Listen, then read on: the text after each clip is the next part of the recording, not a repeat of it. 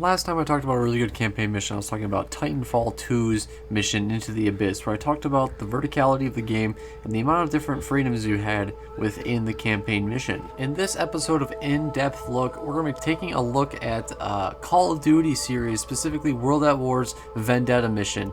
It is probably my favorite sniping mission of all time, maybe up to the Modern Warfare par. Might make a separate video on that, but for now, we're just going to talk about this game specifically. This mission has so much uniqueness to it, as it was a great change up from the shooter linear playstyle that you have. You don't have any freedom in this campaign mission per se, but it is definitely one to remember. And it's basically the score, the effects, and the overall gameplay that carries this. So without any further ado, let's just get right into it.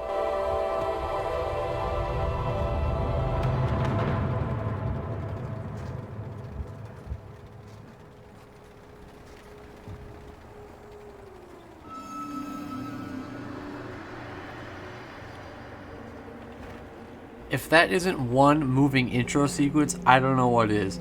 You are playing as a Private Petrenko. After finally moving away from the German soldier, you start crawling in the pool of blood that is of your brothers. You find one other man alive.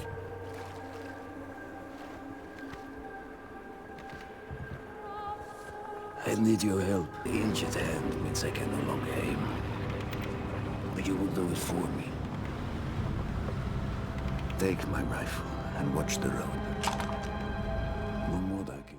Just so I'm clarifying, I'm breaking down this intro sequence because Sergeant Reznov, the other man alive, is a sniper. He gives you his sniper rifle to hunt down the Germans because he lost his freaking finger. Part of his finger is just blown off. He can no longer aim, and he needs you to kill the Germans. There's a really cool intro scene where you're first reloading, and he talks about hunting prey.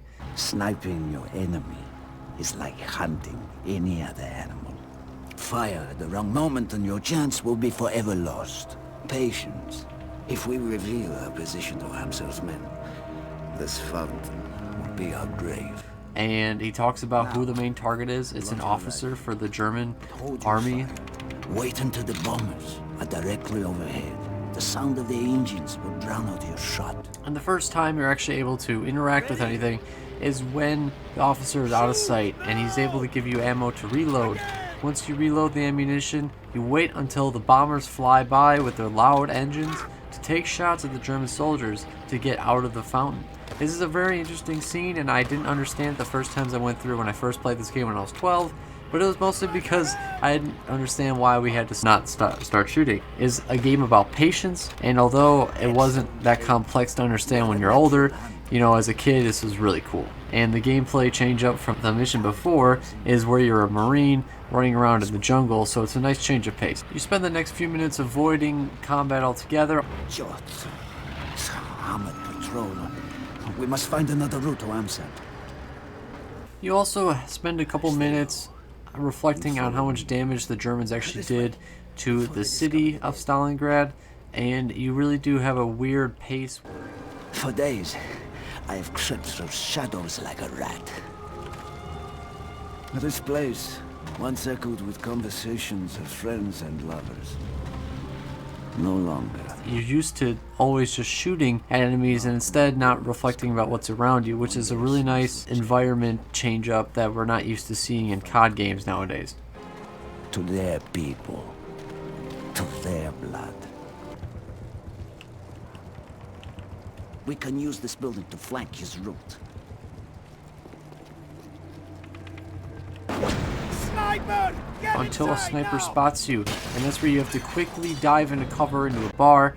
And this is probably my favorite part about the entire mission, is when you're able to have a sniping battle with the German sniper. This is one of those memorable things because one Sergeant Reznov is trying to draw the fire while you take shots back at him. This is a really fun scene, and it only gives you a couple of times to take shots at him before you fail the missions. You've heard those shots. We need to get moving. After out sniping the enemy sniper, you then go into another room. This is where it starts to get a little fishy because they have heard you shoot. They start investigating local areas nearby, and you do end up running into German trouble. Take the shot, Dimitri. Shh. German patrol. Let them pass.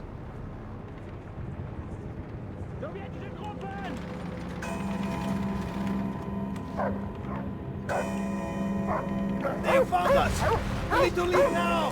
Hit the floor! They are trying to burn us out! Stay low! Try not to breathe! This is where it looks like it's the end, and this is also a really memorable scene because I remember all the times where Reznov saves me.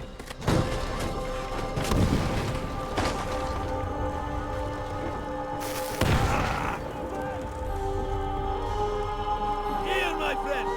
Take my hand! I need you alive! Armored car outside!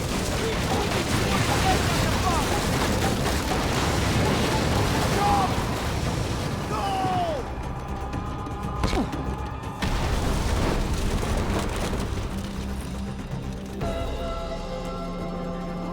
As you are fading in and out of life and death, things are looking grim. The German soldiers do catch up to you and they're about to burn you to crisp until some comrades help you out. We thought you were among the dead in the massacre at the square. He was. Among them, but not one of them. We're about to assault the communication post north of here. Good. Such a move will prevent the German command calling for help. Dmitri and I will provide cover from above. Wait till you hear the screams of dying Germans. Once you start helping out the Russian squad, it does start to feel more like a COD game and less like a sniping game, and this is where it starts to be more familiar to the player about just shooting enemies. I will say this is also more fun because although it is like all the other normal COD missions, this one also has verticality in it with over 3 levels of different soldiers as well as shooting at flamethrower guys, which create explosions which you can use to your advantage. After sniping for a bit, you do end up doing your classic Call of Duty trademark mounted machine gun part of the campaign mission where you just mow down a ton of Germans. This is also just dumb fun that I just wanted to put in there.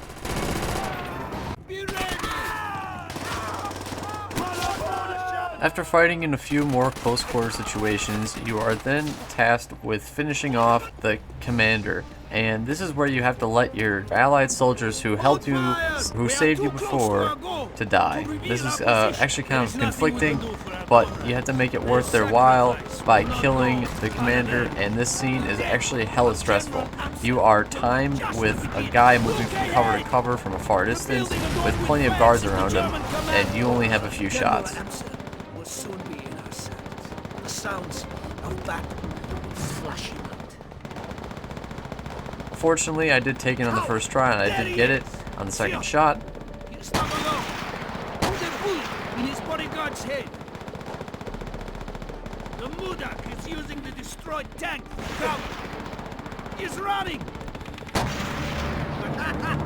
And then you end up running into a bunch of guards, and you run and jump out of the hole in the wall into the river. Into the river, Dmitri. It is our only chance. Go!